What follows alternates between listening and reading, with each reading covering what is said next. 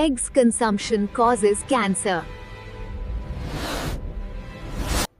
Hello guys, ఈ మధ్యకాలంలో చూసినట్లయితే ప్రతి ఒక్కరూ ప్రోటీన్స్ కోసం ఎగ్స్ తినడం జరుగుతుంది. అయితే రీసెంట్ రీసెర్చ్ ప్రకారం ఎగ్స్లో యాంటీబాడీస్ కలుపుతున్నారని తెలుస్తుంది. దీనివల్ల చాలా క్యాన్సర్స్ వస్తున్నాయి అని అంటున్నారు. దీని పూర్తి వివరాల కోసం మనం డాక్టర్ కౌశిక్ అనురాగ్ సార్ని సంప్రదిద్దాం. హలో అండి, నేను మీ doctor Kaushik Anurag. Last month మనం చాలా విన్నాం, eggs causes cancer, eggs causes cancer, eggs causes cancer అని. అసలు దాని సంగతి ఏంటో మనం ఇప్పుడు తెలుసుకుందాం. సో యాక్చువల్గా ఫైడ్ అనే ఒక యూట్యూబ్ ఛానల్ ఒక రీసెర్చ్ చేసింది దేని మీద, ఎగోస్ అనే ఒక కంపెనీ ఎగ్స్ మీద. దాంట్లో ఏవోజెట్ అనే కాంపౌండ్ బయటపడ్డది. అకార్డింగ్ టు రీసెర్చ్, ఏవోజెట్ అనే కాంపౌండ్ క్యాన్సర్ కాజింగ్ ఏజెంట్.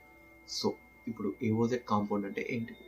నైట్రోఫురన్ అనే ఒక యాంటీబాడీ పౌల్ట్రీ హెన్స్లో ఇంజెక్ట్ చేస్తారు. సో దాని రెసిడ్యూ ఎగ్స్ యోక్లో ఏవోజెడ్ లాగా కనబడుతుంది. సో అకార్డింగ్ టు రీసెర్చ్ అది క్యాన్సర్ కాజ్ చేస్తుంది. Yes, the study is true.